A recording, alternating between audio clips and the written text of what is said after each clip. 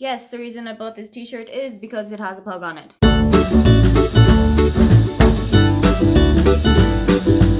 Hi, welcome, come on in. My name is Aoife and today I am going to take the Trope book tag.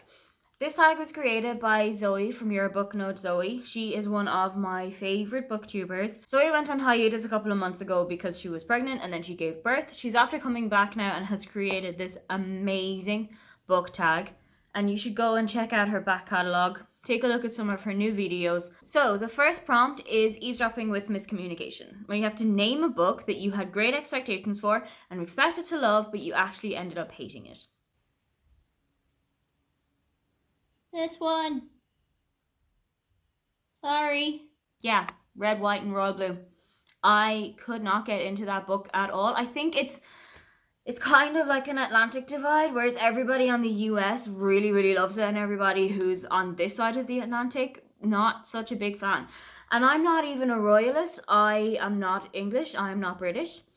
No affiliation to the royal family, but I just did not like how that was portrayed. Found a couple of things in it that didn't really make a lot of sense. And I just generally didn't like it as a whole. I think I gave it like 30 pages, which I generally would give to a book if I'm not totally feeling it. The next trope is love triangles, where you have to pick a series where you cannot pick a favorite book. There are so many series that I have really loved. In fact, I've talked about some of my series in another video.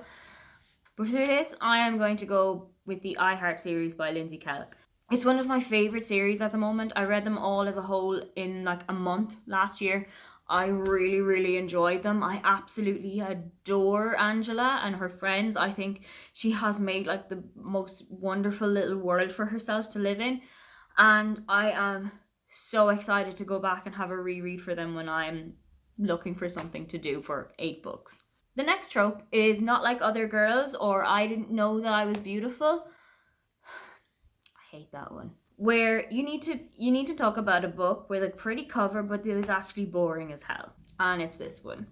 The cover is full of books and it even has a cat on it. So I was expecting to fall in love with this immediately. And another reason that I was really expecting to enjoy this one is that Sean Blythel, who wrote this book, also has a Facebook page where he kind of talks about the stupid things that customers have said to him in his bookshop. I don't know, I think I was just kind of expecting it to be a lot more like the Facebook group where it's kind of anecdotes of really stupid things that customers have said, but it was in no way like that.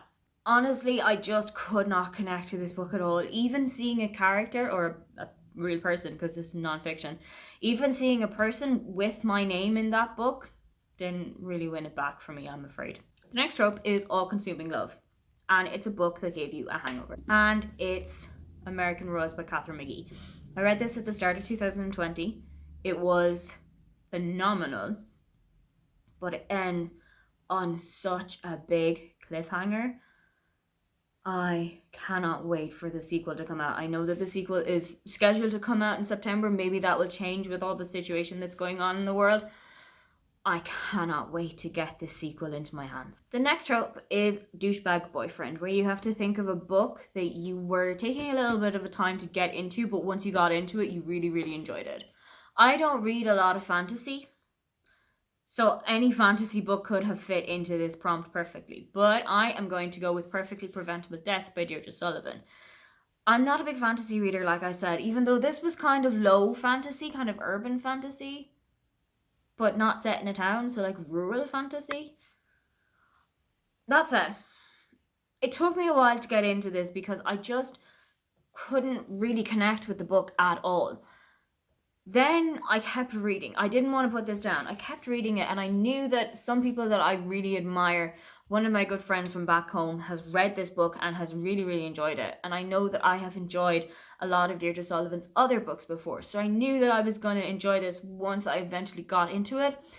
It just took me maybe like 50 pages to get into it, but once I did, it was such a good read. And for the fun prompt, you have to talk about some of your favorite or your least favorite book tropes.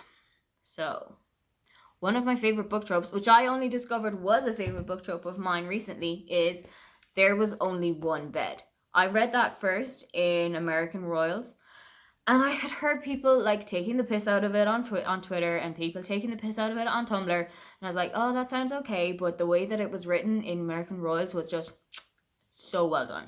I don't know if this is a trope, but I really like reading books about twins. Even though I am not a twin myself, I just really wanted to be a twin. And I really like reading books about twins. So if you have a book about twins on your TBR or on your shelves, let me know. I'm really going to want to read it, even if it's just about twins. Even if it's just that there's a twin in there in like one page, probably still my thing.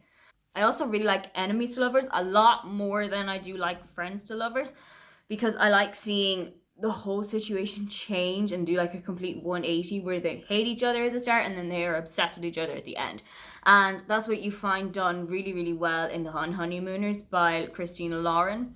They took Olive and Ethan's relationship from absolute sworn enemies to cannot get enough of each other so well. Tropes that I don't really like are, yeah, kind of your friends to lovers one, because I think that it's really cliche and overdone. Don't like the I'm not like other girls, or I didn't know that I was beautiful. And there is one sentence that you see in so many books: I let out a breath that I didn't even know I was holding. Stop writing this damn sentence. I hate that. Stop writing it. So those were my answers for the Nope Trope book tag. Thank you so much to Zoe for making this. Don't forget to like and subscribe because I have new videos up every week. Now get on out of here.